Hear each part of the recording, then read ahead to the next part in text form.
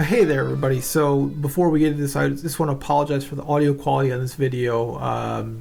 You'll see it's recorded multiple locations, and I'm having some problems at my real office. So please bear with me. Again, my apologies.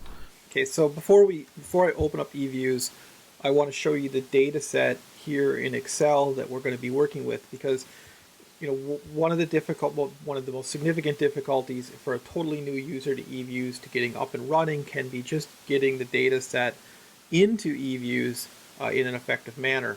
And so what we see here in this data set, this is some housing data. So these are addresses, right? These are the prices that the house sold at. You can see, right, how many bedrooms does it have, so on and so forth.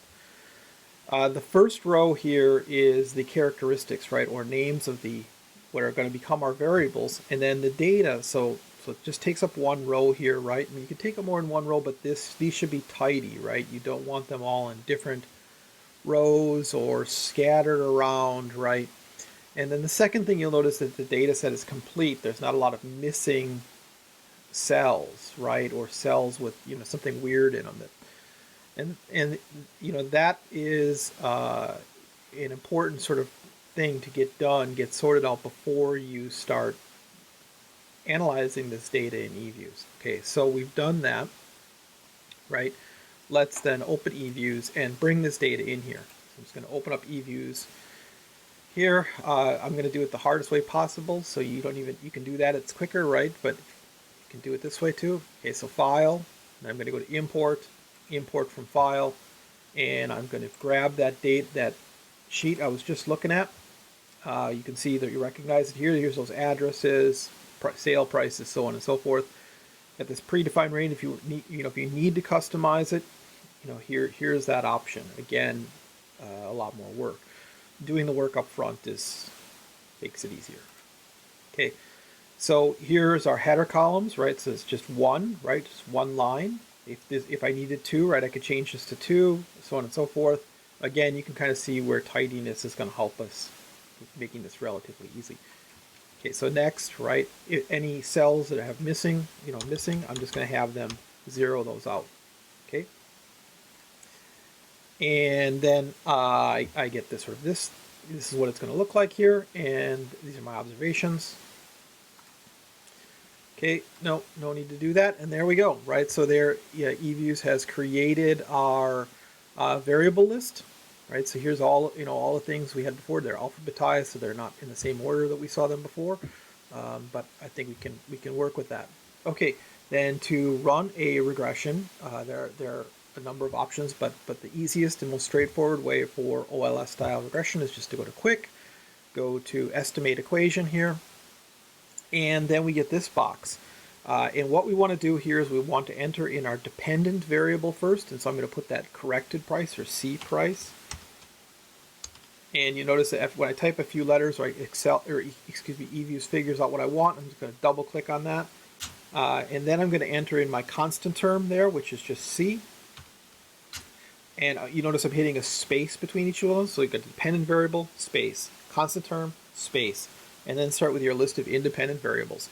Now, I'm not going to include all of these because we're just showing you how to do this here, right? Let's just grab a couple of these so you can kind of see how it goes. Like, let's grab the lot size. So how big is the yard and stuff, and let's grab the living area. So how much space is there in the house, square feet. Let's grab the number of bedrooms, and let's grab the number of bathrooms. Okay, and we'll call it quits there, right? We could do more, right? We'll talk about that in another video. For right now, we just want to get this up and going. Okay, so okay, boom, there's our regression results. Okay, so what do we have here? Well, we have, it tells us what we're doing, our dependent variable, right? It depends us our method, which in this case is least squares or ordinary least squares. Tells us when we did it. Tells us our number of observations and number of included observations. Okay, so if you notice this falling way off, then there's something wrong probably in your data set that you uploaded. Here it's lost 3 because of bad data somewhere in there. Okay, so let's talk about each of these. Okay, so these are our estimated coefficients. So this is our intercept estimated coefficient here, see?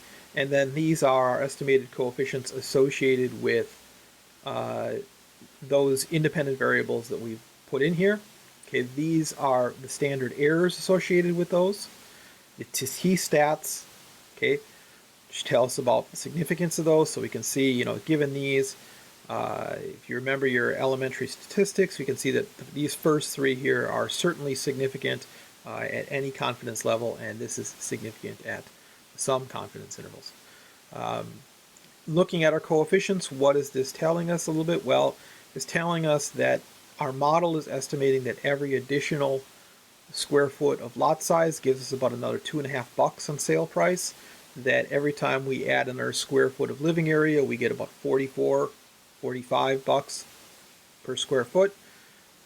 Bedrooms, every time we add another bedroom, we're getting about $12,000 on a sale price, and bathrooms give us just under $10,000 on an additional sale price. Now, before you go and say like, oh, geez, we figured I should put that bedroom on and all that. Okay, we want to look down here. Our R-squared and our adjusted R-squared are telling us about the quality of this regression. And the fact that these are down at 0.4 is telling us, you know, this really isn't very good. We're not explaining enough of the variation in home prices with these variables to really be definitive, much less, you know, it's just kind of a shot in the dark at this point.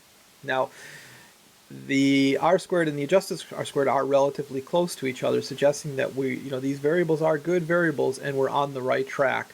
We're just, we're not getting there, right? And if you think about that, that makes sense, right? If you think about going and looking at a house, right? If you looked at the number of the bedrooms, the size of the lot, the living, right? It would tell you something about the price of the house, but it's not going to tell you everything. For example, we don't have like the quality of schools in there. We don't have the crime rate in the neighborhood.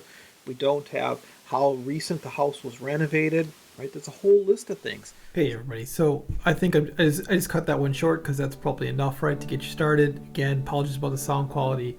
We'll see you again next time. Thanks much. Take care. Bye.